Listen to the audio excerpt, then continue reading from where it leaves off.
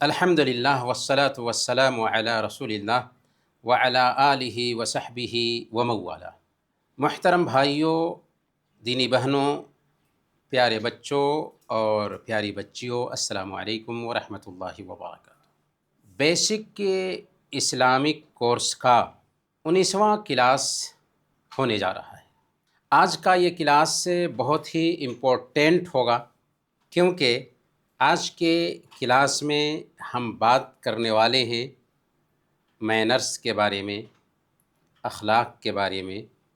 Personality develop کرنا ہے، سکون کی زندگی جینا ہے، اچھے تعلق بنانے ہیں، لوگوں کے دلوں کو جیتنا ہے، ان کے دل میں جگہ بنانا ہے اور ترقی کرنی ہے، آگے بڑھنا ہے۔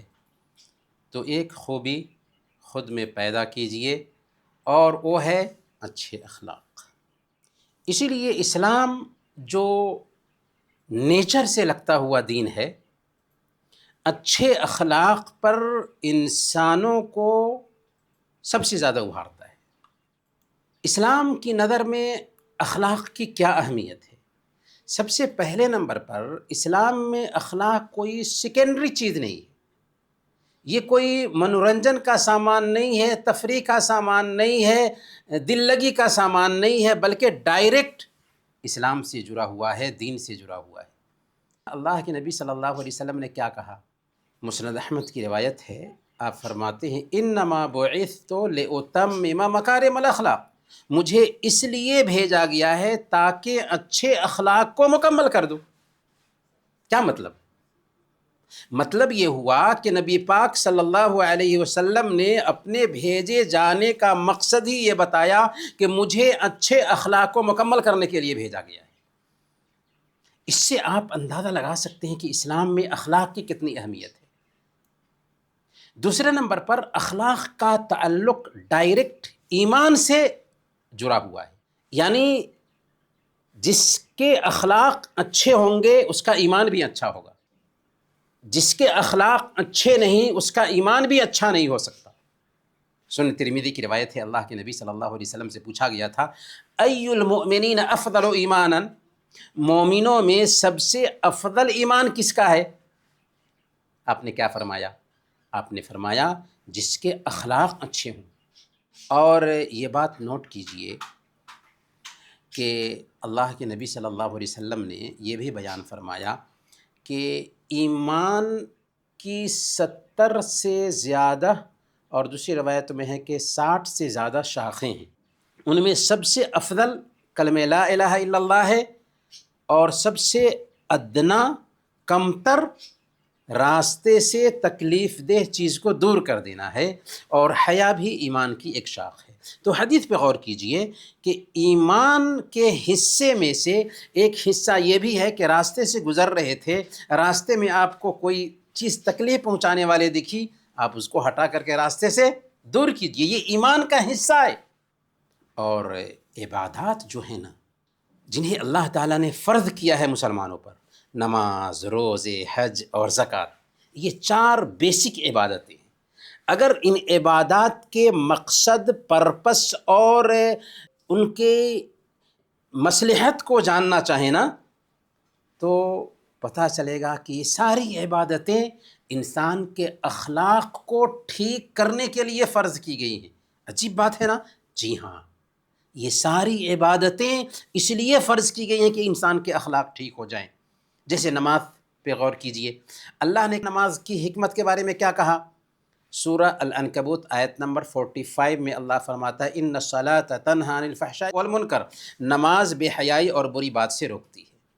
ایک آدمی کے بارے میں اللہ کے نبی صلی اللہ علیہ وسلم کے پاس شکایت کی گئی ہے کہ فلاں آدمی ہے کہ وہ نماز پڑھتا ہے، روزے رکھتا ہے، قیام بھی کرتا ہے، لیکن چوریاں کرتا ہے۔ آپ نے فرمایا کہ اس کی نماز اس کو چوری سے روک دے گی، لیکن نماز اگر صحیح ہونا تب روکتی ہے برائی سے، اس لیے نماز کو صحیح کرنے کی کوشش کرنی چاہیے۔ گویا کہ اللہ تعالیٰ نے یہ بات ہمیں سمجھائی کہ نماز اس لیے فرض کی گئی ہے تاکہ انسان برائیوں سے، بدکاریوں سے، فحش کاموں سے رک جائے۔ زکوٰۃ کی حکمت کیا بتائی اللہ نے؟ سورہ توبہ آیت نمبر 103 میں اللہ نے فرمایا خذ من اموالہم صدقۃ تطہرہم وتزکیہم بہا، کہ آپ ان کے مال سے زکوٰۃ لیجئے جس کے ذریعہ آپ ان کو پاک کریں گے اور ان کا شدھیکرن کریں گے، ان کا تزکیہ کریں گے۔ گویا کہ زکوٰۃ دینے کی وجہ سے ایک انسان کا من پاک ہوتا ہے، ایک انسان کا مال پاک ہوتا ہے، ایک انسان کا تزکیہ ہوتا ہے۔ اور روزے کا مقصد کیا بتایا اللہ نے؟ سورہ البقرہ آیت نمبر 183 پہ غور کیجیے، اللہ فرماتا ہے یا ایھا الذین آمنوا کتب علیکم الصیام کما کتب علی الذین من قبلکم لعلکم تتقون، کہ اے ایمان والو تم پر روزے فرض کیے گئے ہیں جس طرح تم سے پہلے لوگوں پر روزے فرض کیے گئے تھے۔ مقصد کیا ہے؟ تاکہ تمہارے اندر تقویٰ آ جائے۔ تقویٰ کا مطلب کیا ہوتا ہے؟ کہ اللہ کا ڈر آ جائے، اللہ نے جن کاموں سے روک دیا ہے ان سے ہم بچنے لگ جائیں، اور جن کاموں کا حکم دیا ہے انہیں کرنے لگ جائیں۔ اللہ کی نگرانی کا جب احساس ایک انسان کے اندر پیدا ہو جاتا ہے نا، تو اکیلے میں بھی ہوتا ہے تو اللہ کی نافرمانی نہیں کرتا، اور اللہ جس کام کا حکم دیا ہے، اس کے رسول نے جس کام کا حکم دیا ہے اس کو بجا لاتا ہے۔ تو یہی مقصد ہے روزے کا، کہ اس کی وجہ سے ایک انسان کے اندر تقویٰ پیدا ہو جاتا ہے۔ بلکہ روزہ پہ ذرا غور کیجئے کہ روزہ کیسے ایک انسان کے اندر تقویٰ پیدا کرتا ہے، کہ اگر اس حدیث پہ غور کریں گے جو صحیح بخاری میں آئی ہے کہ من لم يدع قول الزور والعمل به فليس لله حاجة في ان يدع طعامه وشرابه، جو آدمی جھوٹ بولنا اور جھوٹ پر عمل کرنا نہیں چھوڑتا ہے، اللہ کو کوئی ضرورت نہیں کہ وہ کھانا پینا چھوڑ دے۔ گویا کہ روزہ رکھ کر کے بھی جھوٹ بولتے ہیں اور جھوٹ پر عمل کرتے ہیں تو اللہ کو آپ کے روزے کی کوئی ضرورت نہیں۔ مطلب کیا ہوا؟ کہ اللہ تعالی ہم سے یہ چاہتا ہے کہ بھوک پیاس برداشت کر کے ہم اپنے آپ کو چینج کریں، اپنے اندر اچھی خوبیاں پیدا کریں، جھوٹ سے بچیں، غلط کاموں سے بچیں، اچھے اخلاق پیدا کریں۔ گویا کہ روزہ اچھے اخلاق کی ٹریننگ دیتا ہے۔ اسی طریقے سے حج کو دیکھیں، جو اسلام کے 5 پلرز میں سے ایک اہم پلر ہے۔ اس کی حکمت کیا بتائی اللہ نے؟ سورہ البقرہ آیت نمبر 197 پہ غور کیجیے، اللہ فرماتا ہے فَمَنْ فَرَضَ فِيهِنَّ الْحَجَّ فَلَا رَفَثَ وَلَا فُسُوقَ وَلَا جِدَالَ فِي الْحَجِّ، کہ جو آدمی ان دنوں میں حج کرے تو اسے چاہیے کہ نہ تو بے حیائی کا کام کرے اور نہ گناہ کرے اور نہ جھگڑے لڑائی کرے۔ کیا مطلب؟ مطلب یہ ہے کہ حج کی حالت میں برے کاموں سے بچنا ہے، اچھے کام کرنے ہیں۔ گویا کہ حج کی فرضیت اس لیے عمل میں آئی ہے کہ ایک انسان کو اچھے مینرز، اچھے اخلاق سکھائے جائیں۔ اس لیے ایک حاجی جب حج کر کے آتا ہے نا تو پورے طور پر وہ بدل چکا ہوتا ہے، اس کے اخلاق، اس کے رویے، اس کے طور طریقے بدل چکے ہوتے ہیں۔ تو گویا کہ اسلام کی جو اہم عبادتیں ہیں وہ سب اس لیے فرض کی گئی ہیں کہ انسان کے اخلاق ٹھیک ہو سکے۔ اس سے کیا پتہ چلتا ہے کہ اخلاق کوئی سیکنڈری چیز نہیں ہے اسلام میں، اور اسلام میں اخلاق کا معاملہ صرف یہ نہیں ہے کہ یہ اچھا کام ہے، نہیں، بلکہ اگر ہمارے اخلاق اچھے ہوتے ہیں تو اس کی وجہ سے ہمیں بہت سارے اجر و ثواب ملتے۔ کتنا ثواب ملتا ہے؟ راتوں میں قیام کرنے اور دن میں روزہ رکھنے والے انسان کا ثواب۔ سنن ابی داؤد کی روایت ہے، اللہ کے نبی صلی اللہ علیہ وسلم نے بیان فرمایا ان المؤمن لیدرک بحسن خلقہ درجۃ الصائم القائم، مومن اپنے اچھے اخلاق کی وجہ سے ہمیشہ روزہ رکھنے والے اور ہمیشہ راتوں میں قیام کرنے والے بندے کا ثواب پاتا ہے۔ سبحان اللہ!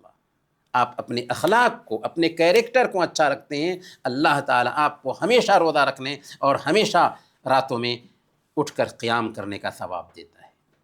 اس سے آگے قیامت کے دن نیکیوں کے ترازو میں سب سے بھاری چیز اچھے اخلاق ہوں گے۔ سنن ترمذی کی روایت ہے، اللہ کے نبی صلی اللہ علیہ وسلم نے بیان فرمایا ما من شیء یوضع فی المیزان اثقل من حسن الخلق، کہ ترازو میں، میزان میں کوئی چیز اچھے اخلاق سے زیادہ وزنی نہیں ہوگی۔ وَإِنَّ صَاحِبَ حُسْنِ الْخُلُقِ لَيَبْلُغُ بِهِ دَرَجَةَ صَاحِبِ الصَّوْمِ وَالصَّلَاةِ، اور اچھے اخلاق کا انسان اپنے اخلاق کی وجہ سے ہمیشہ روزہ رکھنے والے اور قیام کرنے والے کے درجے کو پہنچ جاتا ہے۔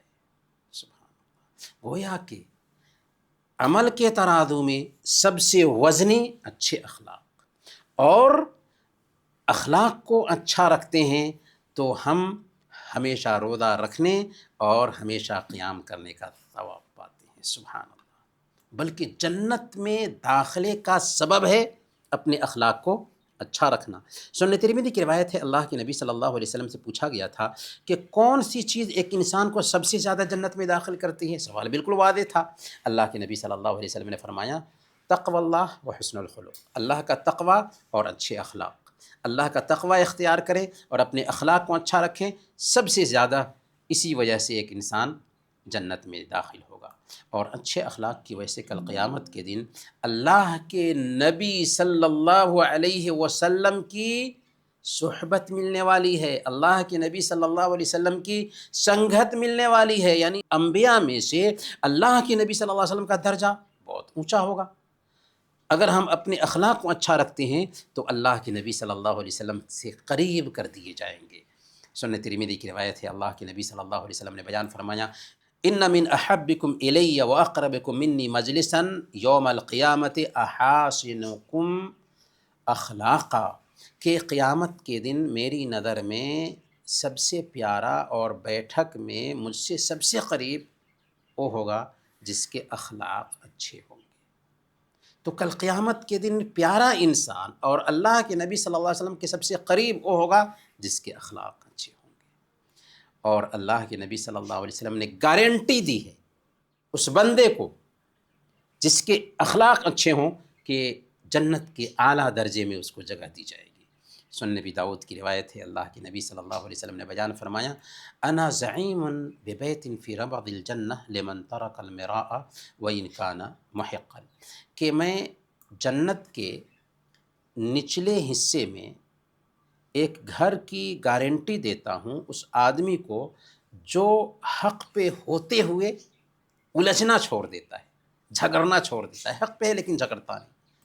وببیت فی وسط الجنہ لمن ترک الکذب وان کان مازحا، اور میں جنت کے درمیانے حصے میں ایسے انسان کو ایک گھر کی گارنٹی دیتا ہوں جو جھوٹ بولنا چھوڑ دیتا ہے، اگرچہ دل لگی کے لیے ہو۔ دل لگی کے لیے بھی لوگ جھوٹ بولتے ہیں نا، یہ بھی غلط ہے، حرام ہے، ناجائز ہے۔ اور بشارت دی اللہ کے نبی صلی اللہ علیہ وسلم نے کہ جنت کے بیچ والے حصے میں اس کو جگہ ملے گی جو جھوٹ بولنا چھوڑ دیتا ہے۔ وَبِبَيْتٍ فِي أَعْلَى الْجَنَّةِ لِمَنْ حَسُنَ خُلُقُهُ، اور جنت کے سب سے اونچے درجے میں ایک انسان کو گھر کی گارنٹی دیتا ہوں جس کے اخلاق اچھے ہوں۔ گویا کہ اگر ہم اپنے اخلاق کو اچھا رکھتے ہیں تو اللہ کے نبی صلی اللہ علیہ وسلم نے گارنٹی دی ہے کہ ہمیں جنت کے سب سے اونچے والے حصے میں جگہ ملنے والی ہے۔ سبحان اللہ، کیا مقام ہے ایسے لوگوں کا جن کے اخلاق اچھے ہوتے ہیں، جن کا کیریکٹر اچھا ہوتا ہے۔ اسلام میں اخلاق کی کیا خصوصیات ہیں، کیا خوبیاں ہیں؟ یہ بات نوٹ کیجئے کہ جب ہم اخلاق کی بات کرتے ہیں نا تو عام طور پر کیا لوگ سمجھتے ہیں کہ لوگوں کے ساتھ آپ کا معاملہ اچھا ہو، لوگوں سے مسکرا کر ملیں، لوگوں کو بھلائی پہنچائیں اور لوگوں سے برائی کو دور کریں۔ ہاں، کامن یہی اخلاق ہے، لیکن اسلام جو ہے نا اخلاق کی بات صرف اسی حد تک نہیں کرتا، بلکہ جب اللہ کے نبی صلی اللہ علیہ وسلم کو اخلاق کو مکمل کرنے کے لیے بھیجا گیا تو دین تو صرف یہی نہیں ہے نا، اس لیے اسلام میں اخلاق کی خوبی یہ ہے کہ اس کا تعلق عقیدے سے بھی ہے، اس کا تعلق عبادت سے بھی ہے، اس کا تعلق معاملات سے بھی ہے، اس کا تعلق اخلاقیات سے بھی ہے، اس کا تعلق معاشرت اور معیشت سے بھی ہے، اس کا تعلق زندگی کے ہر حصے سے ہے۔ گویا کہ اسلام میں جب اخلاق کی بات ہوگی تو اللہ کے ساتھ بھی اخلاق ہوگا، اس کے رسول کے ساتھ بھی اخلاق ہوگا، اس کی کتاب کے ساتھ بھی اخلاق ہوگا، ماں باپ کے ساتھ بھی اخلاق ہوگا، رشتہ داروں کے ساتھ بھی اخلاق ہوگا، پڑوسیوں کے ساتھ بھی اخلاق ہوگا، دوستوں کے ساتھ بھی اخلاق ہوگا، اپنے مینیجر کے ساتھ اخلاق ہوگا، کرمچاریوں کے ساتھ اچھا اخلاق ہونا چاہیے، غیر مسلموں کے ساتھ اچھا اخلاق ہونا چاہیے، یہاں تک کہ جانوروں کے ساتھ اچھا ہونا چاہیے، یہاں تک کہ انوائرمنٹ پریاورن کے ساتھ بھی اچھا اخلاق ہونا چاہیے۔ اللہ کے ساتھ اچھا اخلاق کا مطلب کیا ہوتا ہے؟ کہ اللہ تعالیٰ کی بھیجی ہوئی خبروں کی تصدیق کریں، اس کے دیے ہوئے حکموں کا پالن کریں، اس نے جن کاموں سے روک دیا ہے ان سے اپنے آپ کو روک لیں، اللہ کے فیصلے پر صبر کریں، اس سے رضامندی کا اظہار کریں، دعا کے لیے صرف اسی کے سامنے ہاتھ اٹھائیں، نماز میں زینت اختیار کریں، نرمی کے ساتھ اس کے سامنے کھڑے ہوں، رسپیکٹ سے اس کا نام لیا جائے، اور اس نے جو نعمتیں دی ہیں ان پر اللہ کا شکر ادا کیا جائے۔ یہ بات نوٹ کیجیے، جس نے اپنے رب کے ساتھ اپنے اخلاق کو اچھا نہیں رکھا وہ سب سے بڑا بد اخلاق ہے۔ جو اپنے رب کا نہیں وہ کسی کا نہیں، جس کے اخلاق اپنے رب کے ساتھ اچھے نہیں، جو اپنے رب کو نہیں مانتا ہے، جو اپنے مالک کو نہیں مانتا ہے، جو اللہ اور اس کے رسول کے طریقے پر نہیں چلتا ہے، وہ سب سے بڑا بد اخلاق ہے۔ چاہے انسانوں کے ساتھ کتنا ہی مسکرا کر کیوں نہ ملتا ہو، وہ بد اخلاق انسان ہے۔ گویا کہ اسلام میں اخلاق کی بات ہوگی تو سب سے پہلے رب کے ساتھ اچھا اخلاق ہونا چاہیے۔ قرآن کے ساتھ اخلاق کیا ہوگا کہ باوضو ہو کر اور اچھی آواز میں اس کی تلاوت کی جائے، اس کے پیغام پر غور کیا جائے، اس کے احکام پر عمل کیا جائے، اسے خاموشی سے سنا جائے اور اس کتاب کا رسپیکٹ کیا جائے، اس کے پیغام پہ غور کیا جائے۔ اللہ کے نبی صلی اللہ علیہ وسلم کے ساتھ اخلاق کیا ہوگا؟ اللہ کے نبی صلی اللہ علیہ وسلم جو تعلیم لے کر کے آئے ہیں اس کی تصدیق کی جائے، آپ کی شریعت کی تصدیق کی جائے، آپ کا انوسرن کیا جائے، آپ کو فالو کیا جائے، آپ کی تعلیمات پر عمل کیا جائے، آپ پہ نے جن کاموں سے روک دیا ان سے اپنے آپ کو روک لیں، آپ کا رسپیکٹ کیا جائے، آپ کی عزت کی جائے، آپ پر درود اور سلام بھیجا جائے، آپ کو آخری نبی مانا جائے، سارے انسانوں کے لیے تمام جنات اور انسان کا نبی مانا جائے، اور آپ کے پریوار والوں اور آپ کے صحابہ سب کی عزت کی جائے۔ یہ ہے اللہ کے نبی صلی اللہ علیہ وسلم کے ساتھ اخلاق۔ پھر انسانوں میں ایک آدمی کا اخلاق ہر ایک کے ساتھ میں اچھا ہونا چاہیے، امیر ہو، غریب ہو، چھوٹا ہو، بڑا ہو، کالا ہو، گورا ہو، مسلم ہو، غیر مسلم ہو، سب کے ساتھ ہمارا اخلاق اچھا ہونا چاہیے۔ اور ان سب میں سب سے بڑھ کر ہمارے اخلاق کے محتاج ہمارے ماں باپ ہوتے ہیں۔ ماں باپ کے ساتھ ہمارا کیریکٹر اچھا ہونا چاہیے، ماں باپ کا رسپیکٹ ہونا چاہیے، احترام سے ان کا نام لیں، احترام سے انہیں پکاریں، ان کی بات غور سے سنیں، ان کی بات نہ کاٹیں، ان کے آگے نہ چلیں، ان کی خدمت کریں، ان کی ضرورت پوری کریں۔ یہ اخلاق ہے۔ جو آدمی دوسروں کے ساتھ میں اچھے طریقے سے پیش آتا ہے اور اپنی ماں سے اچھے طریقے سے پیش نہیں آتا، اپنے باپ کے ساتھ اچھے طریقے سے پیش نہیں آتا، وہ بد اخلاق ہے۔ تو ماں کی خدمت ہونی چاہیے، ماں کا رسپیکٹ ہونا چاہیے، ماں کی خدمت کو سراہنا چاہیے، اور اگر وفات بھی پا گئے ہوں پھر بھی ان کی وفات کے بعد ان کے لیے دعائیں کرتے رہیں۔ اگر ہمیں اللہ تعالیٰ نے کچھ دیا ہے تو ان کی طرف سے صدقہ اور خیرات کرتے رہیں۔ یہ ہے ماں کے ساتھ اخلاق، باپ کے ساتھ اخلاق۔ اسی طریقے سے رشتہ داروں کے ساتھ اخلاق یہ ہے کہ ان کا خیال کیا جائے، ان کی زیارت کی جائے، چھوٹوں پر آپ پہ دیا کریں، بڑوں کا سمان کریں، ان کی تکلیف برداشت کریں، جو رشتہ دار کٹ رہے ہوں ان سے تعلق بنانے کی کوشش کریں، کیونکہ صحیح بخاری کی روایت ہے، اللہ کے نبی صلی اللہ علیہ وسلم نے بیان فرمایا، لیس الواصل بالمکافی ولکن الواصل الذی اذا قطعت رحمہ وصلها۔ برابری میں صلہ رحمی کرنے والا صلہ رحمی کرنے والا نہیں ہوتا، بلکہ اصل میں صلہ رحمی کرنے والا وہ ہوتا ہے کہ رشتہ دار کٹ رہا ہے تو اس کو جوڑنے کی کوشش کرے۔ یہ ہے اصل میں رشتہ نبھانا۔ ہمارا رشتہ دار ہم سے اچھا معاملہ کرتا ہے، ہم بھی اچھے بنے ہوئے ہیں ان کے ساتھ، تو اصل صلہ رحمی یہ نہیں ہے، اصل یہ ہے کہ آپ کا رشتہ دار آپ سے کٹ رہا ہے، آپ ان سے جڑنے کی کوشش کریں۔ پڑوسیوں کے ساتھ اچھا اخلاق یہ ہے کہ ہم پڑوسیوں کے ساتھ میں اچھا معاملہ کریں۔ سنن ترمذی کی روایت ہے، حضرت عبداللہ بن عمر رضی اللہ تعالی عنہ کے گھر پر ایک بکری ذبح کی گئی، تو انہوں نے اپنے غلام سے کہا، اپنے نوکر سے کہا کہ کیا تم نے میرے یہودی پڑوسی کو اس گوشت میں سے بھیجا ہے؟ کئی مرتبہ آپ نے پوچھا، اور پھر آپ نے فرمایا کہ میں نے اللہ کے نبی صلی اللہ علیہ وسلم کو فرماتے ہوئے سنا کہ ما زال جبریل یوصینی بالجار حتی ظننت انہ سیورثہ، کہ جبریل علیہ السلام مجھے پڑوسیوں کے بارے میں ہمیشہ نصیحت کرتے رہے، یہاں تک کہ مجھے گمان ہونے لگا تھا کہ ایسا نہ ہو کہ ہمارے مال میں پڑوسیوں کو وارث ٹھہرا دیا جائے گا۔ تو پڑوسیوں کا بہت زیادہ حق ہے، اور ہمارا اخلاق اچھا ہو، اس کے لیے ضروری ہے کہ ہم اپنے پڑوسیوں کے ساتھ اچھے بنیں، ان کو تکلیف نہ پہنچائیں، اپنی بات سے، اپنے عمل سے، کچرا پھینک کر، کسی بھی طریقے سے آواز بلند کر کے کیسے بھی اپنے پڑوسیوں کو تکلیف نہ پہنچائیں۔ صحیح بخاری اور صحیح مسلم کی روایت ہے، اللہ کے نبی صلی اللہ علیہ وسلم نے بیان فرمایا، واللہ لا یؤمن، واللہ لا یؤمن، واللہ لا یؤمن، اللہ کی قسم وہ مومن نہیں، اللہ کی قسم وہ مومن نہیں، اللہ کی قسم وہ مومن نہیں۔ پوچھا گیا کون یا رسول اللہ؟ آپ نے فرمایا الذی لا یأمن جارہ بوائقہ، جس کا پڑوسی اس کی تکلیف سے محفوظ نہ ہو وہ مومن نہیں، جس کا پڑوسی اس کی تکلیف سے محفوظ نہ ہو وہ مومن نہیں۔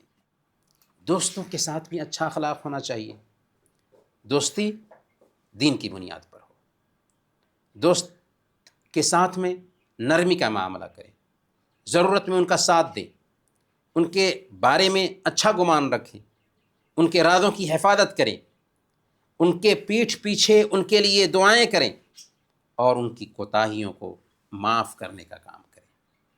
یہ ہے دوستوں کے ساتھ اچھا اخلاق۔ عام مسلمانوں کے ساتھ اچھا اخلاق یہ ہے کہ ہر ملنے والے کو سلام کریں، جان پہچان کا ہو یا نہ ہو۔ صحیح مسلم کی روایت ہے، اللہ کے نبی صلی اللہ علیہ وسلم نے بیان فرمایا کہ تم جنت میں داخل نہیں ہو سکتے جب تک کہ مومن نہ بن جاؤ، اور تم مومن نہیں بن سکتے جب تک کہ آپس میں محبت نہ کرو۔ کیا میں تمہیں وہ طریقہ نہ بتاؤں کہ جسے اختیار کرو تو آپس میں محبت بڑھے گی؟ افشوا السلام بینکم، سلام کو آپس میں پھیلاؤ، سلام کو آپس میں پھیلاؤ۔ تو گویا کہ سلام پھیلانا چاہیے، اس سے محبت بڑھتی ہے، ایمان مضبوط ہوتا ہے، اور یہی چیز ہمیں جنت میں لے جانے کا سبب بنتی ہے۔ ہر انسان سے ملیں تو مسکراتے چہرے کے ساتھ ملیں۔ سنن ترمذی کی روایت ہے، اللہ کے نبی صلی اللہ علیہ وسلم نے بیان فرمایا، تبسمک فی وجہ اخیک لک صدقہ، تمہارا اپنے بھائی سے مسکرا کر ملنا بھی صدقہ ہے۔ مسکرانے میں کیا جاتا ہے؟ کچھ خرچ ہوتا ہے، لیکن اگر آپ مسکرا کر ملتے ہیں نا، عجیب طریقے سے سامنے والے کے دل میں جگہ بنا لیتے ہیں۔ آپ نے کچھ نہیں کیا، صرف مسکرا دیا۔ مسکرانا چاہیے بھئی، مسکرانے میں کیا خرچہ ہوتا ہے؟ مسکرا کر دیکھیے، دل جیتنا ہے، مسکرا کر دیکھیے، اور اس میں ثواب بھی مل رہا ہوتا ہے۔ عجیب دین ہے واللہ، اللہ تعالیٰ نے اس دین پہ ہمیں پیدا کیا ہے، بہت بڑی نعمت ہے یہ دین کہ قدم قدم پر ہمارے لیے ثواب ہے۔ زیادتی کرنے والے کو معاف کریں، یہ اچھے اخلاق کی پہچان ہے، بلکہ بہت ہی اونچا اخلاق ہے کہ کوئی آدمی ہمارے ساتھ زیادتی کرتا ہے، ہم معاف کر دیں۔ معاف کرنے سے انسان نیچا نہیں ہوتا، بلکہ اس کی شان بڑھتی ہے۔ صحیح مسلم کی روایت ہے، اللہ کے نبی صلی اللہ علیہ وسلم نے بیان فرمایا، وما زاد اللہ عبدا بعفو الا عزا، معاف کرنے سے بندے کی عزت میں اضافہ ہوتا ہے۔ بہت سارے گنوار قسم کے لوگ ہوتے ہیں جو آپ کے ساتھ زیادتی کرتے ہیں، اور اس وقت ایگو کی بات آتی ہے، میں کیسے معاف کر دوں؟ معاف کریں بھائی، وہ گنوار ہے۔ اگر آپ معاف کر دیں گے تو اس سے اللہ رب العالمین آپ کی شان بلند کرے گا، لوگوں کی نظر میں آپ کی عزت بڑھے گی، اور سب سے پہلے اللہ رب العالمین کی نظر میں آپ کی عزت بڑھے گی۔ اس لیے معاف کرنا چاہیے، معاف کرنے سے انسان چھوٹا نہیں ہوتا۔ اچھے اخلاق میں یہ آتا ہے کہ ضرورت مندوں کے کام آئیں۔ المعجم الاوسط للطبرانی کی روایت ہے، اللہ کے نبی صلی اللہ علیہ وسلم بیان فرماتے ہیں لأن أمشي مع أخي المسلم في حاجته أحب إلي من أن أعتكف في هذا المسجد شهرا، میں اپنے کسی بھائی کی ضرورت پوری کرنے کے لیے اس کے ساتھ چل کر کے جاؤں، یہ میرے لیے زیادہ پسندیدہ ہے اس بات سے کہ اس مسجد میں یعنی مسجد نبی میں 1 مہینہ تک اعتکاف کروں۔ کیا کہا اللہ کے نبی صلی اللہ علیہ وسلم نے کہ میں مسجد نبوی میں 1 مہینہ اعتکاف کروں، اس سے زیادہ پسندیدہ میری نظر میں یہ ہے کہ میں کسی بھائی کی ضرورت پوری کرنے کے لیے اس کے ساتھ چل کر کے جاؤں۔ سبحان اللہ، کتنا پیارا دین ہے جو قدم قدم پر ثواب رکھتا ہے، اتنا ثواب۔ اسلام نے پریوار کے ساتھ بھی اچھے اخلاق کا حکم دیا۔ مسند احمد کی روایت ہے، اللہ کے نبی صلی اللہ علیہ وسلم نے بیان فرمایا، خیرکم خیرکم لأہلی وانا خیرکم لأہلی، تم میں سب سے بہتر وہ ہے جو اپنے گھر والوں کے لیے، اپنی فیملی کے لیے اچھا ہو، اور میں تم سب میں اپنے گھر والوں کے لیے اچھا ہوں۔ اگر آپ اپنی فیملی کے لیے اچھے نہیں ہیں، چاہے دنیا جہاں کے لیے آپ اچھے سے اچھے دکھ رہے ہوں، آپ اچھے نہیں۔ اللہ کے نبی صلی اللہ علیہ وسلم نے اچھے انسان کی تعریف کی کہ اچھا انسان وہ ہے جو سب سے پہلے اپنے گھر والوں کے لیے اچھا ہے، بات میں، انداز میں، رویہ میں گھر والوں کو خوش رکھتا ہو، گھر والوں کو عزت دیتا ہو، رسپیکٹ دیتا ہو، سب سے بہتر انسان وہ ہے۔ اور اللہ کے نبی صلی اللہ علیہ وسلم نے کہا کہ تم سب میں اپنے گھر والوں کے لیے سب سے بہتر ہوں۔ گویا کہ ہم باہر والوں کے لیے کتنے ہی اچھے ہوں، اگر پریوار کے لیے اچھے نہیں ہیں تو ہم اچھے اخلاق والے نہیں بن سکتے۔ اسی لیے پریوار کا رسپیکٹ کرنا چاہیے، ان کے ساتھ اچھا معاملہ کرنا چاہیے، ان کی عزت کرنی چاہیے، ان سے پیار سے معاملہ کرنا چاہیے۔ اسلام نے یہاں تک کہ کاروبار میں بھی اچھے اخلاق کا حکم دیا۔ ناپ تول میں اگر ہم کمی کرتے ہیں نا، ہم بد اخلاق ہیں، اچھے اخلاق والے نہیں۔ اللہ تعالیٰ نے سختی سے منع کیا، ویل للمطففین الذین اذا اکتالوا علی الناس یستوفون، کہ بڑی خرابی ہے ناپ تول میں کمی کرنے والوں کے لیے کہ جب لوگوں سے ناپ کر لیتے ہیں تو پورا لیتے ہیں، اور جب انہیں ناپ کر یا تول کر دیتے ہیں تو کم کر دیتے ہیں۔ ہلاکت ہے، بربادی ہے ایسے لوگوں کے لیے۔ اسلام نے خریدتے اور بیچتے وقت نرمی کا معاملہ کرنے کی تاکید کی۔ صحیح بخاری کی روایت ہے، اللہ کے نبی صلی اللہ علیہ وسلم نے فرمایا کہ اللہ ایسے بندے پر رحم کرے جو بیچتے، خریدتے اور طلب کرتے وقت، مطالبہ کرتے وقت نرمی سے کام لیتا ہے۔ نرمی ہونی چاہیے کاروبار میں بھی، یہ اچھے اخلاق کی پہچان ہے۔ ایسا نہیں کہ سختی کے ساتھ گاہکوں سے معاملہ کریں۔ دنیا کے جو کاروبار کرنے والے ہوتے ہیں وہ کہا کرتے ہیں کہ گاہک جو ہے نا داماد ہوتا ہے، تو گاہکوں کا رسپیکٹ کرنا چاہیے، تب ہمارا کاروبار آگے بڑھتا ہے۔ اسلام نے کرمچاریوں کو اس بات کا پابند کیا کہ اپنی ڈیوٹی بہتر طریقے سے انجام دیں، کام کو اچھے طریقے سے نبھائیں، کیونکہ اگر کام صحیح طریقے سے نہیں نبھاتے ہیں ہم بد اخلاق ہیں۔ امام بیہقی نے شعب الایمان میں یہ روایت نقل کیا ہے، اللہ کے نبی صلی اللہ علیہ وسلم نے بیان فرمایا، ان اللہ یحب اذا عمل احدکم عملا ان یتقنہ، اللہ تعالیٰ اس بات کو پسند کرتا ہے کہ تم میں سے ایک آدمی جب کوئی کام کرے تو اس کو اچھے طریقے سے نبھائے، اچھے طریقے سے اس کو انجام دینا چاہیے۔ یعنی جب ہم کام کر رہے ہوں تو اللہ کی نگرانی کو خود پر طاری رکھیں، یہ سوچے کہ مینیجر تو نہیں دیکھ رہا ہے لیکن ہمارا رب ہے جو ہمیں دیکھ رہا ہے۔ اگر کوئی آدمی جھوٹا سرٹیفکیٹ بنا کر چھٹی لیتا ہے، ڈیوٹی کے وقت میں ذاتی کام کرتا ہے، کسی کام کرنے کے لیے رشوت لیتا ہے، تو یہ سب کے سب کیا ہے؟ اچھے اخلاق کے خلاف ہے اور نفاق ہے۔ اللہ کے نبی صلی اللہ علیہ وسلم نے صحیح بخاری اور صحیح مسلم کی روایت کے مطابق بیان فرمایا کہ 3 چیزیں نفاق کی پہچان ہے، کہ جب ایک انسان بات کرے تو جھوٹ بولے، جب وعدہ کرے تو وعدہ خلافی کرے، اور جب اس کے پاس امانت رکھی جائے تو خیانت کر جائے۔ تو یہ نفاق ہے۔ سچ بولنا چاہیے، وعدہ پورا کرنا چاہیے، اور امانت میں خیانت کرنے سے بچنا چاہیے۔ منیجر کا بھی اخلاق اپنے انڈر میں کام کرنے والوں کے ساتھ اچھا ہونا چاہیے، کہ نرمی کے ساتھ لوگوں سے معاملہ کرے، اپنی زبان کو کنٹرول میں رکھے، اپنے کسی کرمچاری اور ملازم کے خلاف کسی دوسرے کی چغلی سن کر کے ایکشن نہ لے، کمیوں کی تلاش میں نہ لگے، کسی بھی کرمچاری کا حق نہ مارے، ان کے اچھے کاموں کی تعریف کرے اور اپریشیٹ کرے۔ یہ اچھے اخلاق کی پہچان ہے۔ اسلام نے یہاں تک کہ غیر مسلموں کے ساتھ بھی اچھے اخلاق کا حکم دیا ہے۔ سورہ الممتحنہ آیت نمبر 8 میں اللہ فرماتا ہے لا ینہاکم اللہ عن الذین لم یقاتلوکم فی الدین ولم یخرجوکم من دیارکم ان تبروہم وتقسطوا الیہم ان اللہ یحب المقسطین، کہ اللہ تمہیں نہیں روکتا کہ ان لوگوں کے ساتھ نیکی کا معاملہ کرو جنہوں نے تمہارے گھروں سے نہیں نکالا اور جنہوں نے دین کے معاملہ میں تم سے جنگ نہیں کیا۔ اللہ تعالیٰ انصاف کرنے والوں کے ساتھ ہے۔ تو جو غیر مسلم ہم سے دشمنی نہیں رکھتے، ایسے غیر مسلموں کے ساتھ میں اچھے اخلاق کا حکم ہمارا اسلام دیتا ہے کہ ان کے ساتھ میں بھلائی کا معاملہ کیا جائے، ان کے ساتھ انصاف کیا جائے۔ بلکہ اسلام نے دشمنوں کے ساتھ بھی اچھے اخلاق کا حکم دیا۔ سورہ المائدہ آیت نمبر 8 میں اللہ فرماتا ہے وَلَا يَجْرِمَنَّكُمْ شَنَآنُ قَوْمٍ عَلَىٰ أَلَّا تَعْدِلُوا، کسی قوم کی دشمنی تمہیں اس بات پر آمادہ نہ کرے کہ تم انصاف سے پھر جاؤ۔ انصاف کرو، یہ تقویٰ کے زیادہ قریب ہے۔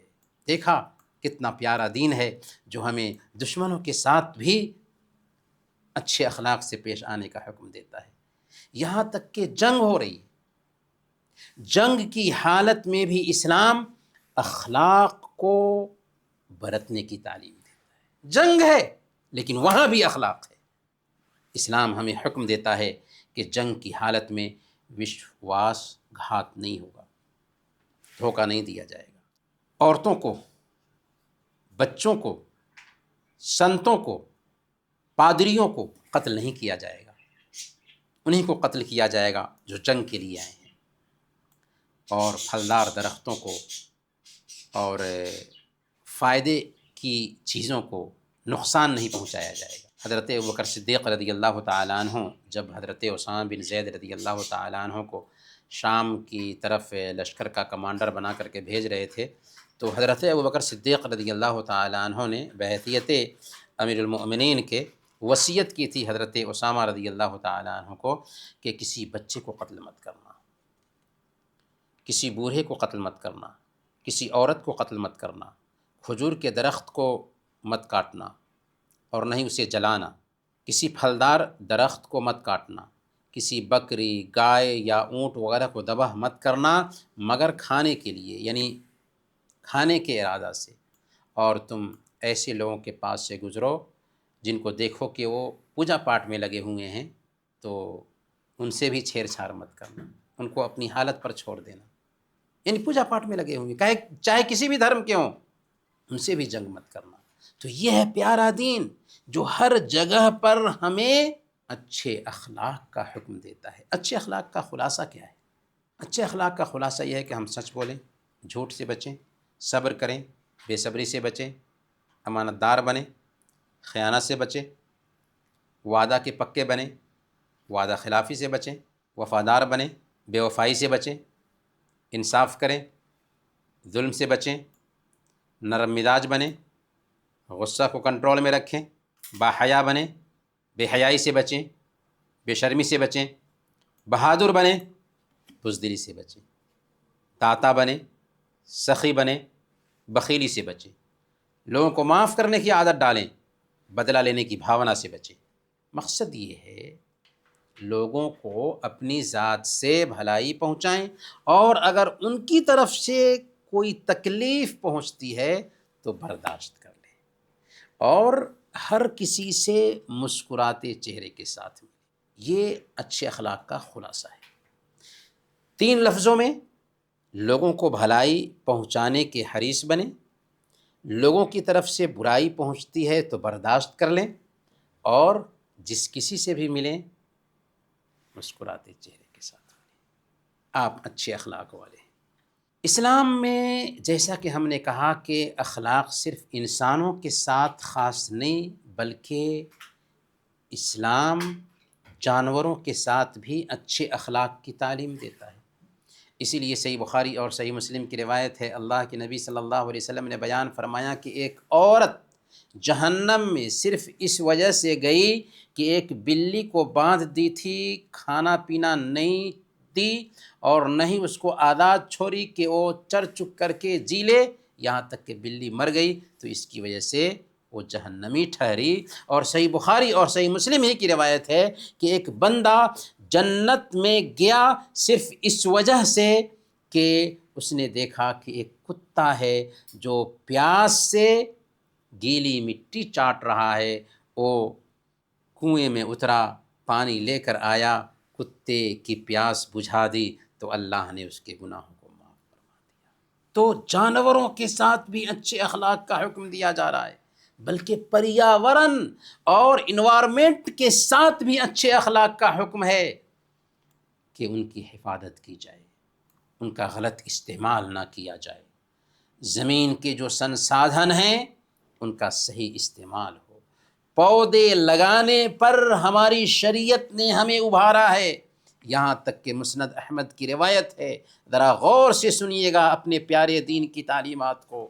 پیارے نبی صلی اللہ علیہ وسلم نے بیان فرمایا، اذا قامت الساعة وبید احدکم فصیلۃ فإن استطاع ان یغرسها فلیغرسها، اگر قیامت ہونے والی ہو اور کسی کے ہاتھ میں ایک پودا ہو، اگر قیامت ہونے سے پہلے وہ پودا لگا سکتا ہو تو ضرور لگا دینا چاہیے۔ سوال ذہن میں آئے گا نا کہ اب تو قیامت ہونے والی ہے، اس پودے کا کیا فائدہ؟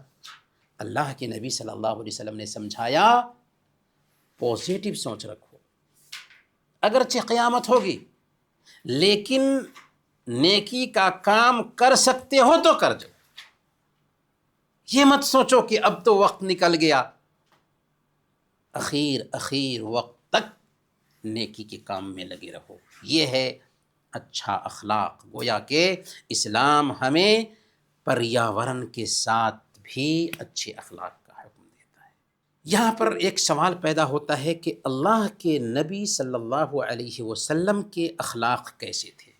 اللہ کے نبی صلی اللہ علیہ وسلم کے اخلاق سارے انسانوں میں سب سے بہتر تھے، یہاں تک کہ قرآن کریم نے اللہ کے نبی صلی اللہ علیہ وسلم کے اخلاق کی گواہی دی، وَإِنَّكَ لَعَلَىٰ خُلُقٍ عَظِيمٍ، آپ اخلاق کے اونچے درجے پر ہیں۔ اللہ اپنے نبی کے کیریکٹر کی گواہی دیتا ہے۔ اور مائی عائشہ صدیقہ رضی اللہ تعالی عنہا سے پوچھا گیا تھا اللہ کے نبی صلی اللہ علیہ وسلم کے کیریکٹر کے بارے میں، تو 2 لفظوں میں کیا کہا؟ کان خلقہ القرآن، آپ کا اخلاق قرآن تھا۔ مطلب کیا ہوا؟ مطلب یہ ہوا کہ قرآن کو پڑھو تو اس میں تھیوری ملے گی، نبی پاک صلی اللہ علیہ وسلم کی سیرت کو پڑھو تو قرآن کا عمل ملے گا۔ یعنی قرآن کو زمین پر اگر چلتا پھرتا دیکھنا چاہ رہے ہو تو نبی پاک صلی اللہ علیہ وسلم کی زندگی کو پڑھ لو۔ قرآن کا جو بھی حکم تھا نبی پاک صلی اللہ علیہ وسلم کی زندگی میں بسا ہوا تھا۔ ذرا دیکھیے اللہ کے نبی صلی اللہ علیہ وسلم کے اندر تواضع کیسا تھا، ونرمتا کیسی تھی۔ اللہ کے نبی صلی اللہ علیہ وسلم اس بات کی اجازت نہیں دیتے تھے کسی کو کہ آپ کے لیے کوئی آدمی کھڑا ہو۔ صحابہ اس بات کو سمجھتے تھے، اسی لیے اللہ کے نبی صلی اللہ علیہ وسلم آتے تو صحابہ ان کے لیے کھڑے نہیں ہوتے تھے۔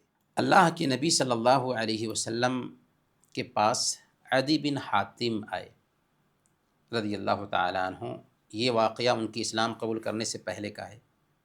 عرب کے یہ سردار تھے، وہ کہتے ہیں کہ جب میں آیا تو دیکھا کہ اللہ کے نبی صلی اللہ علیہ وسلم کے پاس ایک عورت بیٹھی ہوئی ہے اور کچھ بچے ہیں جو کھیل رہے ہیں۔ تو یہ دیکھ کر کے ہی میں نے سمجھ لیا کہ آپ نہ تو کسریٰ ہیں اور نہ قیصر، یعنی بادشاہوں کی سی کیفیت آپ کے اندر نہیں ہے، آپ سادے انسان ہیں۔ اللہ کے نبی صلی اللہ علیہ وسلم اپنے ساتھیوں کے ساتھ میں بیٹھتے تھے تو آپ کی حالت یہ ہوتی تھی کہ آپ کے لیے کوئی خاص جگہ طے نہیں ہوتی تھی، کوئی خاص کرسی طے نہیں ہوتی تھی، یہاں تک کہ جب اجنبی انسان آتا تو پہچان نہیں پاتا تھا کہ کون محمد صلی اللہ علیہ وسلم ہیں، تو وہ پوچھتا تھا ایکم محمد، تم میں سے کون محمد ہے؟ صحیح بخاری کی یہ روایت ہے۔ تو اس سے اللہ کے نبی صلی اللہ علیہ وسلم کی ونرمتا اور آپ کے تواضع کا اندازہ لگایا جا سکتا ہے۔ نبی پاک صلی اللہ علیہ وسلم کی رحمت کیسی تھی؟ اللہ کے نبی صلی اللہ علیہ وسلم بچوں کے لیے بڑے ہی دیالو تھے۔ ایک دیہاتی اللہ کے نبی صلی اللہ علیہ وسلم کے پاس آیا، یعنی دیہاتی صحابی تھے، وہ آئے تو انہوں نے اللہ کے نبی صلی اللہ علیہ وسلم کو دیکھا کہ آپ بچوں کو بوسہ لے رہے ہیں۔ تعجب سے اس نے کہا کہ آپ بچوں کو بوسہ لیتے ہیں؟ اللہ کے نبی صلی اللہ علیہ وسلم نے فرمایا کہ میں کیا کر سکتا ہوں اگر اللہ تعالیٰ نے تمہارے دل سے رحم نکال دیا ہے۔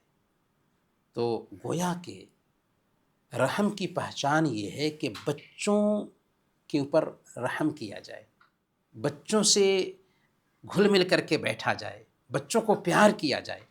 اللہ کے نبی صلی اللہ علیہ وسلم کو ایک آدمی نے دیکھا کہ آپ اپنے نواسے حضرت حسن بن حسین رضی اللہ تعالیٰ عنہ کو چوم رہے ہیں، تو اس نے کہا کہ میرے پاس 10 بیٹے ہیں، میں نے کسی کو کبھی نہیں چوما۔ اللہ کے نبی صلی اللہ علیہ وسلم نے فرمایا من لا یرحم لا یرحم، جو رحم نہیں کرتا اس کے اوپر رحم نہیں کیا جاتا۔ یہ صحیح مسلم کی روایت ہے۔ گویا کہ اسلام اس بات کی تاکید کرتا ہے کہ بچوں سے پیار کرنا چاہیے، اور ہم سب کے آئیڈیل محمد رسول اللہ صلی اللہ علیہ وسلم بچوں سے پیار کرتے تھے، یہاں تک کہ اپنی نواسی حضرت امامہ بنت زینب رضی اللہ تعالی عنہ کو گود میں اٹھائے ہوئے نماز پڑھانے کے لیے مسجد لے جاتے تھے اور صحابہ کرام کی امامت کرتے تھے۔ جب آپ سجدہ کے لیے جاتے تو زمین پہ رکھ دیتے، اور جب اٹھتے تو گود میں لے کر کے صحابہ کی امامت کیا کرتے تھے۔ اللہ کے نبی صلی اللہ علیہ وسلم نماز پڑھا رہے ہوتے اور پیچھے سے بچوں کے رونے کی آواز آتی، کیونکہ اللہ کے نبی صلی اللہ علیہ وسلم کے زمانے میں عورتیں بھی مسجد نبوی میں نماز کے لیے جاتی تھیں، اور الحمدللہ آج بھی عورتیں مسجدوں میں نماز کے لیے جاتی ہیں۔ ہمارے ہندوستان پاکستان میں بہت سارے لوگوں کے اندر یہ تحفظ ہے کہ اس کا انتظام نہیں کرتے ہو، حالانکہ غلط ہے۔ عورتیں اگرچہ ان کے لیے گھروں میں نماز پڑھنا افضل ہے، لیکن مسجد میں جانا چاہیں تو ان کو اجازت ہونی چاہیے۔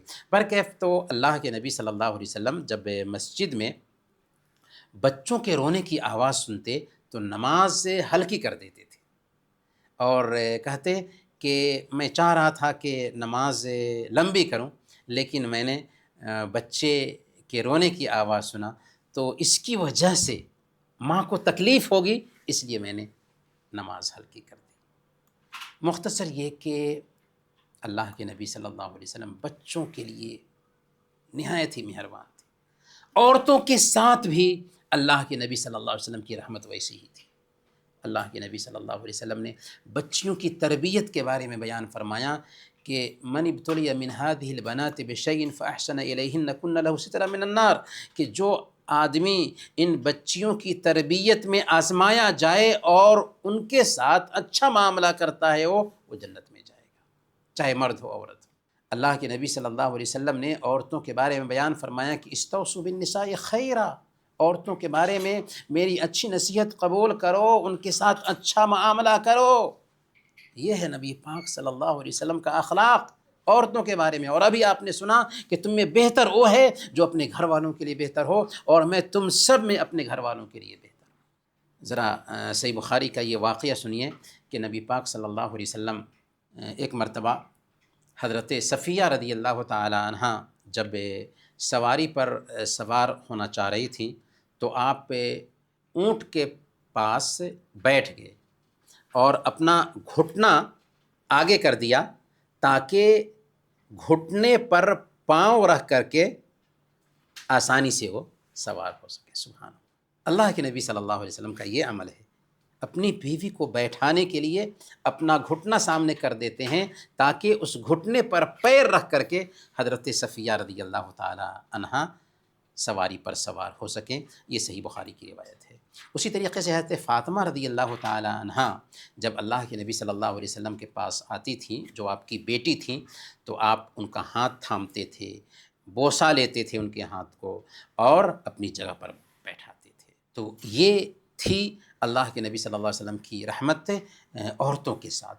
اسی طریقے سے کمزور لوگوں کے ساتھ اللہ کے نبی صلی اللہ علیہ وسلم کی رحمت کیسی تھی؟ اللہ کے نبی صلی اللہ علیہ وسلم ایسا نہیں کہ مالداروں کے ساتھ میں بیٹھنا اچھا سمجھتے ہوں، بلکہ کمزوروں کا خیال رکھنے کی بہت زیادہ تاکید کی۔ آپ نے صحیح بخاری کی روایت کے مطابق بیان فرمایا کہ انا وکافل الیتیم فی الجنت ہاکذا، میں اور یتیم کی کفالت کرنے والا جنت میں اس طرح ہوں گے، اور اپنی شہادت کی انگلی اور بیچ والی انگلی دونوں سے اشارہ کیا اور دونوں کے بیچ ہلکا سا فاصلہ رکھا۔ گویا کہ اللہ کے نبی صلی اللہ علیہ وسلم نے مثال دے کر فرمایا کہ یتیم کی کفالت کرنے والا میرے قریب ہوگا، بالکل میرے ساتھ نہیں لیکن میرے قریب ہوگا۔ گویا کہ نبی پاک صلی اللہ علیہ وسلم سے بہت دور نہیں ہوگا اور بالکل ساتھ میں نہیں ہوگا، کہ وہ تو نبی ہیں، نبی کا مقام تو اونچا ہوگا ہی۔ نبی پاک صلی اللہ علیہ وسلم نے بیان فرمایا کہ الساعی علی الارملۃ والمسکین کالمجاہد فی سبیل اللہ، کہ بیوہ عورت اور مسکین کی خدمت کرنے والا اس انسان کے جیسے ہے جو اللہ کے راستے میں جہاد کر رہا ہو، یا اس انسان کے جیسے ہے جو ہمیشہ روزہ رکھتا ہو اور ہمیشہ قیام کر رہا ہو۔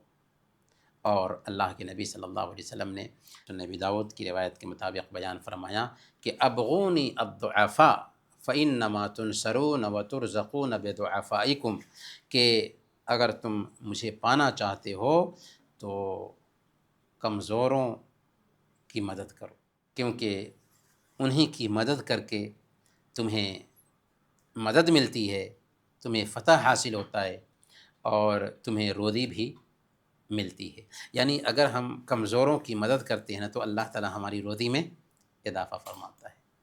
نبی پاک صلی اللہ علیہ وسلم کا انصاف کیسا تھا؟ اللہ کے نبی صلی اللہ علیہ وسلم نے سب کے ساتھ انصاف کو برابر کیا، یہاں تک کہ اللہ کے نبی صلی اللہ علیہ وسلم کے زمانے میں ایک عورت نے چوری کیا، اونچے گھرانے کی تھی، تو لوگ آگے سفارش کرنے کے لیے حضرت اسامہ رضی اللہ تعالیٰ عنہ کو بھیجا۔ حضرت اسامہ رضی اللہ تعالیٰ عنہ کو اللہ کے نبی صلی اللہ علیہ وسلم نے ڈانٹ پلائی اور سب کو خطاب کرتے ہوئے کہا کہ تم سے پہلے کے لوگ اسی لیے برباد ہوئے کہ ان میں کا کوئی اونچے گھرانے کا انسان جرم کرتا تو اس کو سزا نہیں دی جاتی تھی، نیچے گھرانے کا انسان جرم کرتا تو اس کو سزا دی جاتی تھی۔ وَأَيْمُ اللَّهِ لَوْ أَنَّ فَاطِمَةَ بِنْتِ مُحَمَّدٍ سَرَقَتْ لَقَطَعْتُ يَدَهَا، اللہ کی قسم اگر محمد کی بیٹی فاطمہ نے بھی چوری کیا ہوتا تو میں اس کا ہاتھ کاٹ دیتا۔ اللہ کے نبی صلی اللہ علیہ وسلم نے جب سود کی حرمت کا اعلان کیا تو سب سے پہلے اس حرمت کو لاگو کیا اپنے چچا کے سود پر، چنانچہ آپ نے فرمایا کہ سب سے پہلا سود جو میں ختم کرتا ہوں وہ عباس بن عبد المطلب کا سود ہے، سب سود ختم کیا جائے گا۔ چونکہ پہلے سود کی حرمت نہیں نازل ہوئی تھی تو سودی لین دین صحابہ کرتے تھے، لیکن جب سود حرام قرار دیا گیا تو سارے صحابہ نے فوراً توبہ کر لیا۔ شراب کی حرمت نہیں اتری تھی اس لیے صحابہ شراب پیتے تھے، جب شراب کی حرمت اتر گئی تو سارے صحابہ نے شراب سے توبہ کر لیا۔ ایسے صحابہ تھے۔ اللہ کے نبی صلی اللہ علیہ وسلم کی سخاوت کیسی تھی؟ اللہ کے نبی صلی اللہ علیہ وسلم کی سخاوت ایسی تھی کہ جو کوئی بھی آتا مانگنے کے لیے تو اللہ کے نبی صلی اللہ علیہ وسلم نہ میں جواب نہیں دیتے تھے، جو بھی آتا تھا سب کو دیتے تھے۔ یہاں تک کہ ایک روایت میں آتا ہے، مستدرک حاکم کی یہ روایت ہے، ایک مرتبہ 80,000 درہم آپ کی خدمت میں لائے گئے، آپ نے چٹائی پہ رکھ دیا اور تقسیم کرنا شروع کیا، یہاں تک کہ سب کو بانٹ دیا۔ ایک مرتبہ ایک آدمی آیا اللہ کے نبی صلی اللہ علیہ وسلم کے پاس اور آپ سے کچھ سوال کیا، آپ کے پاس کچھ بھی نہیں تھا۔ آپ نے فرمایا کہ میرے پاس ابھی تو کچھ نہیں ہے، لیکن میرے نام پر جاؤ خرید لو، جب میرے پاس آئے گا تو میں چکا دوں گا۔ حضرت عمر فاروق رضی اللہ تعالیٰ عنہ نے کہا کہ یا رسول اللہ، آخر آپ اپنے آپ کو اس قدر مکلف کیوں کرتے ہیں کہ اللہ تعالیٰ نے آپ کو اتنی تکلیف میں نہیں رکھا؟ یعنی طاقت نہیں ہے پھر کیوں اپنے اوپر بوجھ ڈال رہے ہیں؟ تو اللہ کے نبی صلی اللہ علیہ وسلم کو عمر فاروق رضی اللہ تعالیٰ عنہ کا یہ انداز پسند نہیں آیا۔ اس آدمی نے کہا کہ خرچ کیجئے، اللہ کے سامنے کمی کا ڈر محسوس مت کیجیے۔ اللہ کے نبی صلی اللہ علیہ وسلم مسکرانے لگے اور خوشی کا آپ نے اظہار فرمایا۔ تو میرے بھائیوں، اللہ کے نبی صلی اللہ علیہ وسلم ہر اعتبار سے اخلاق میں سب سے بہتر انسان تھے۔ ان سے بہتر انسان اس دھرتی پر نہ پیدا ہوا اور نہ قیامت کے دن تک پیدا ہو سکتا ہے۔ اسی لیے اگر کوئی آئیڈیل ہو سکتا ہے ہم سب کے لیے نا، تو وہ صرف محمد رسول اللہ صلی اللہ علیہ وسلم ہے۔ کسی کا باپ آئیڈیل نہیں، کسی کا ٹیچر آئیڈیل نہیں، کسی کا کوئی لیڈر آئیڈیل نہیں۔ اگر صحیح آئیڈیل کسی کے لیے کوئی ہو سکتا ہے تو وہ صرف اور صرف محمد الرسول اللہ صلی اللہ علیہ وسلم ہیں۔ لقد کان لکم فی رسول اللہ اسوۃ حسنہ، تمہارے لیے اللہ کے نبی صلی اللہ علیہ وسلم کی زندگی میں سب سے بہترین نمونہ ہے۔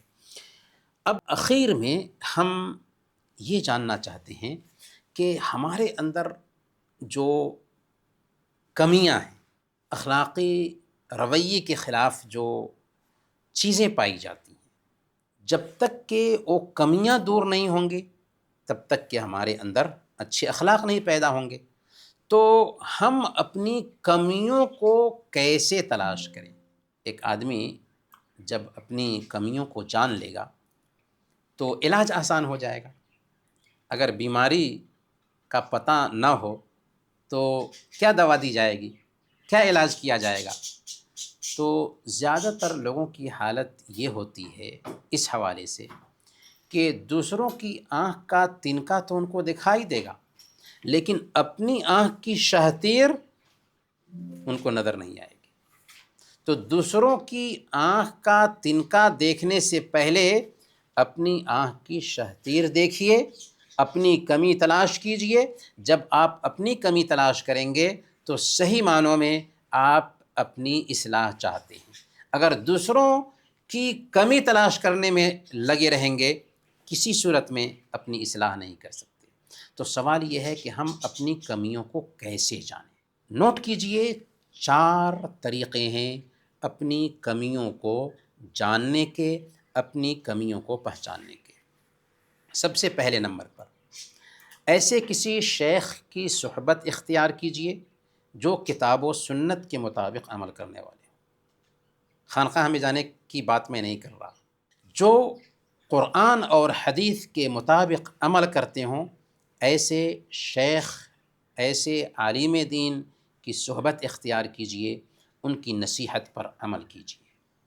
دوسرے نمبر پر اپنے کسی سچے دوست سے کہیے کہ وہ آپ کے کاموں پر نظر رکھے، آپ کے اندر جو کمی ہے فوراً وہ بتا دے۔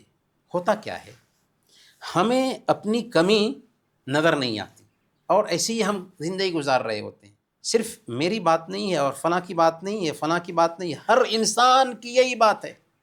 اور عجیب بات یہ ہے کہ ہم اپنی کمی کو ڈھونڈنے کے لیے فکر مند بھی نہیں ہوتے۔ تو کیا کرنا چاہیے؟ ہمارے جو قریبی دوست ہیں نا، ان کو پتہ ہوتا ہے فلاں کے اندر کیا کمی ہے۔ تو قریبی دوست سے کہیے کہ میرے اندر جو کمی ہے اللہ کے واسطے مجھے بتاؤ۔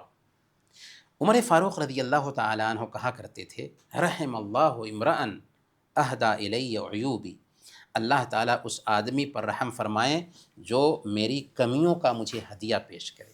تو سب سے بہتر دوست وہ ہوتا ہے جو آپ کو آپ کی کمیاں بتاتا ہے، اور آپ کے دوست کو، آپ جن کے ساتھ اٹھتے بیٹھتے ہیں، ان کو آپ کی کمیاں معلوم ہوتی ہیں۔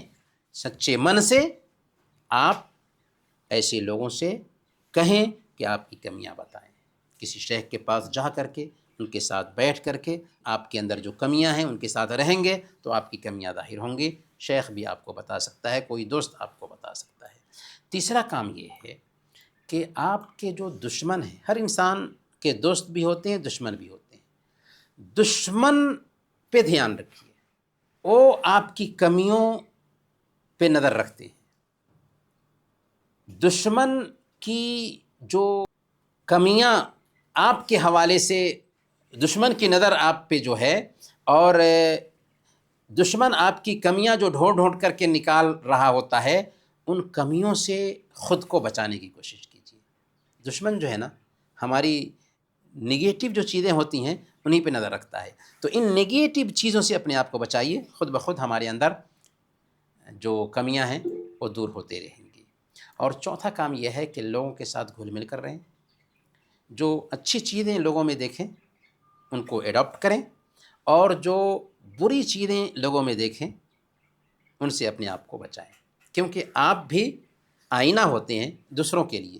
جب لوگوں کے ساتھ اٹھیں گے بیٹھیں گے تو آپ دیکھیں کہ فلاں کے اندر یہ کمی ہے، تو اس کمی سے خود کو ہم دور رکھیں گے۔ تو بنیادی طور پر اپنے دوستوں سے اپنی کمی پوچھیے، اور دوسروں کے ساتھ اٹھیے بیٹھیے، ان کے اندر کمی دیکھیں گے تو ان کمیوں سے خود کو بچائیے۔ عجیب طریقے سے ہم اپنی کمی کو جان سکتے ہیں، لیکن سب سے پہلے یہ احساس ہونا چاہیے کہ ہمارے اندر جو کمی ہے اس کمی کو میں دور کرنا چاہتا ہوں۔ اگر یہ احساس نہیں ہوگا یہ سارا لیکچر برباد ہے، اس سارے لیکچر کا کوئی فائدہ نہیں۔ تو اپنی کمی ڈھونڈیے، اپنی کمی نوٹ کیجئے، اور پھر اس کمی کو دور کرنے کے لیے خود کو تیار کیجئے۔ تو جب ہم نے اپنی کمیوں کو نوٹ کر لیا، میرے اندر یہ کمی پائی جاتی ہے، اس کمی کو دور کرنا ہے، تو کیا کریں گے اس کے لیے؟ اچھے اخلاق کیسے پیدا کریں گے؟ تو سب سے پہلے نمبر پر عقیدہ کی سلامتی پر دھیان دیں۔ ہمارا عقیدہ صحیح ہونا چاہیے۔ اگر عقیدہ صحیح نہیں ہے نا تو اخلاق کا کوئی معنی ہی نہیں۔ یعنی اگر صحیح عقیدہ میرے پاس نہیں ہے تو ہمارا اخلاق اچھا ہو ہی نہیں سکتا۔ صحیح عقیدہ اگر ہمارے پاس نہیں، رب کے وفادار ہم نہیں ہیں، عقیدہ اگر ہمارا صحیح نہیں ہے تو ہم سب سے بد اخلاق ہیں، چاہے لوگوں کے ساتھ میں اچھا معاملہ کیوں نہ کر رہے ہوں۔ تو سب سے پہلے نمبر پر عقیدہ کو صحیح کرنے کی کوشش کیجئے، اپنے ایمان کو جتنا مضبوط کیجئے گا اتنا ہی آپ کا اخلاق اچھا ہوگا۔ دوسرے نمبر پر اللہ تعالیٰ سے دعا کیجئے کہ اے اللہ ہمارے اخلاق کو اچھا بنا دے۔ اخلاق کو اچھا کون بناتا ہے؟ اللہ تعالیٰ بناتا ہے۔ اللہ کے نبی صلی اللہ علیہ وسلم نے دعا کی، اللہم اہدنی لأحسن الاخلاق لا یہدی لأحسنها الا انت واصرف عنی سیئها لا یصرف عنی سیئها الا انت۔ اے اللہ ہمیں اچھے اخلاق کی توفیق عطا فرما، تو ہی اچھے اخلاق کی توفیق دے سکتا ہے، اور برے اخلاق سے بچا لے، تو ہی برے اخلاق سے ہمیں بچا سکتا ہے۔ تو اچھے اخلاق کے لیے اللہ سے دعا کرنی چاہیے۔ تیسرے نمبر پر اچھے اخلاق کے جو فائدے ہیں اور برے اخلاق کے جو نقصان ہیں، ابھی ہم نے اچھے اخلاق میں کیا فائدے رکھے گئے ہیں، شریعت اچھے اخلاق کو کس نظر سے دیکھتی ہے، پیارے نبی صلی اللہ علیہ وسلم کا اسوہ کیسا تھا، ہم نے بتایا تفصیل سے۔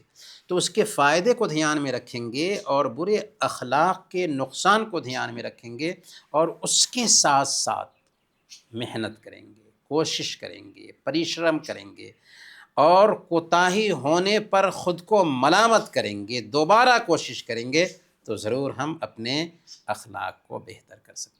سورہ العنکبوت آیت نمبر 69 میں اللہ تعالیٰ فرماتا ہے وَالَّذِينَ جَاهَدُوا فِينَا لَنَهْدِيَنَّهُمْ سُبُلَنَا، کہ جو لوگ ہمارے راستے میں کوشش کرتے ہیں ہم ان کو راستہ دکھاتے ہیں۔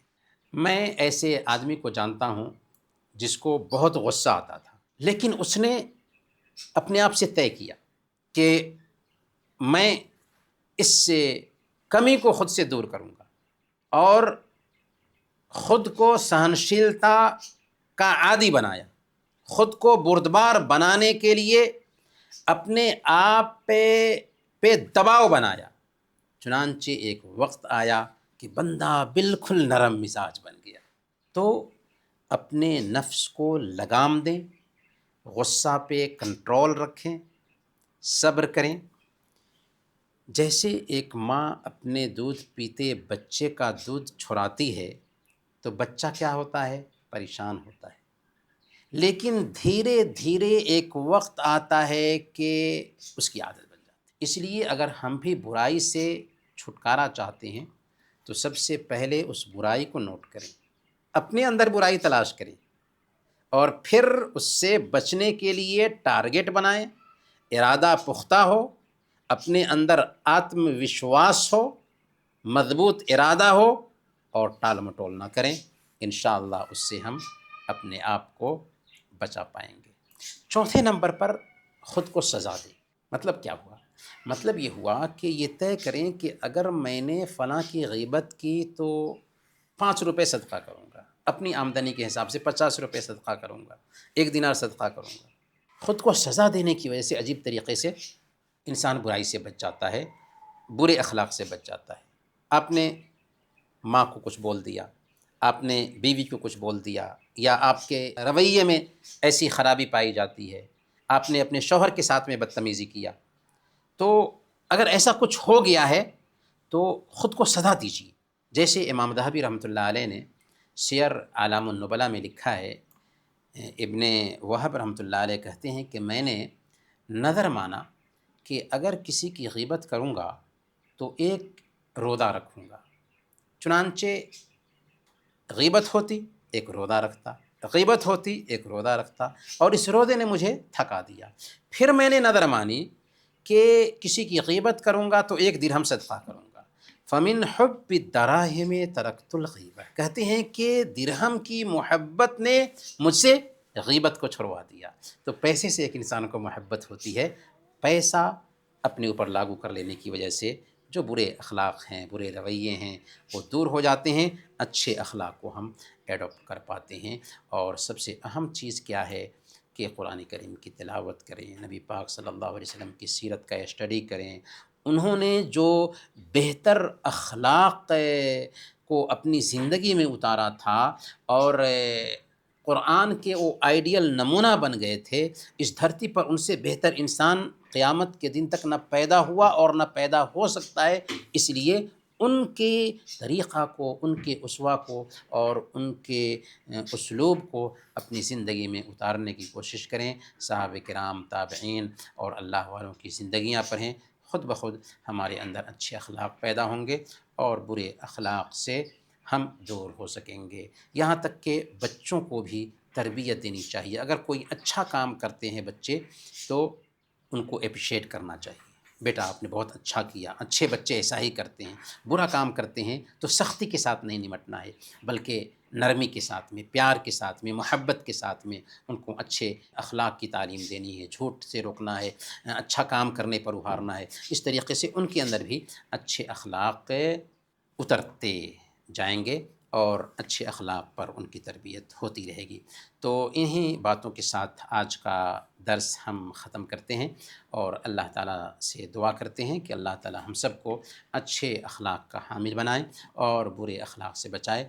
آمین۔ وصلی اللہ علی نبینا محمد وعلی آلہ وصحبہ اجمعین۔